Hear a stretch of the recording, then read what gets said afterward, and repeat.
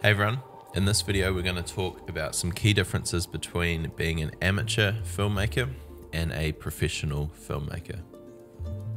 There are obviously tons of differences, but I think it's important to discuss this because there are a lot of people out there wanting to create a life based around their creativity. And so if you want to become a professional creative, which means simply supporting yourself financially with your creative expression of art. In my context, that's filmmaking, that's creating films for people and editing them. Then this is a good conversation to listen to, because beyond the surface of just the competency or the skill that you have, there are so many other aspects that go into living out of your creativity and financially supporting yourself. There are 7 things we're going to discuss, and the first one, as mentioned, is competency, or your technical ability to do the creative thing. You obviously need to be competent at what you're doing, but there is a misconception that professionals have just this extreme level of competency. That is true in some cases, like the masters of a creative field definitely have the highest level of competency, but there is a relatively low barrier to entry. If you can hold a camera, shoot a nice brand film, edit it together, and post it and find a market for that type of quality, then you've got professional competency to do the thing. A lot of times amateurs actually have a higher level of competency than some professionals in the industry. So if you're already producing really great work, then you can tick that off the list.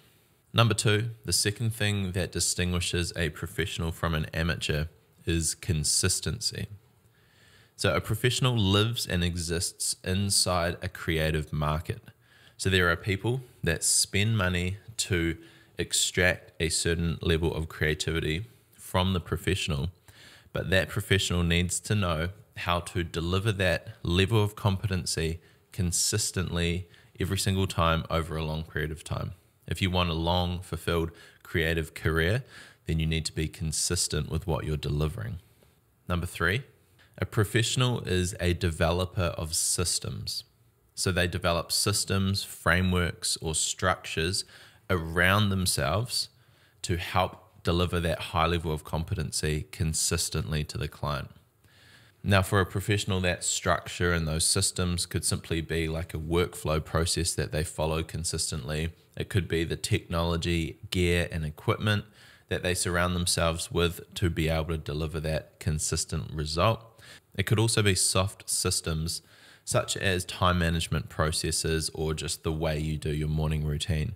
But that is definitely something you need to start considering when you're moving from amateur into professional, is how can I build systems, workflows, processes around my life to be able to deliver that consistent, creative, high-level result all the time.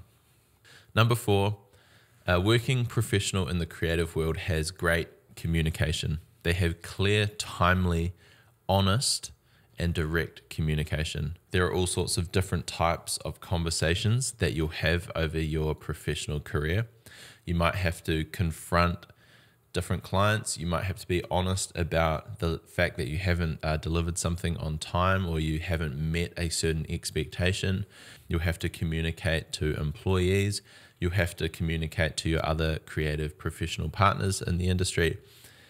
Good, honest, open communication will, first of all, build a really strong base of trust. Now, number 5 flows on from that. And the 5th thing that separates an amateur and a professional, in my opinion, is the professional has a network of connections and contacts. It's really hard to have a long-term career with 0 connections and contacts. If you're a professional, you need to surround yourself with the right people.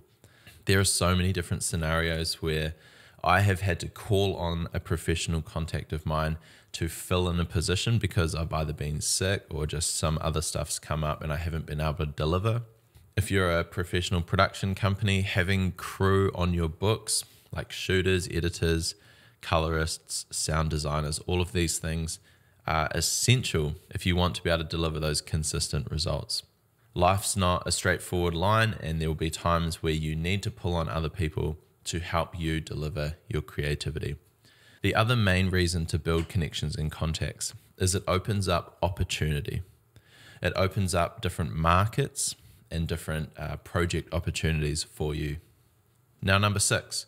So the best professionals in the industry, in my opinion, are learners. They continuously learn and improve their craft.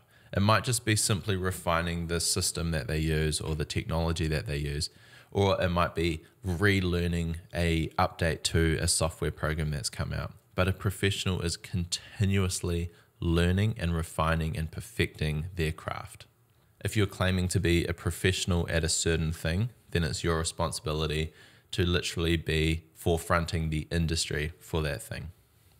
Now, number 7, the last thing that we'll talk about in this video, is that the professional knows how to balance the business side and the art side of their professional career. So this is commerce and art.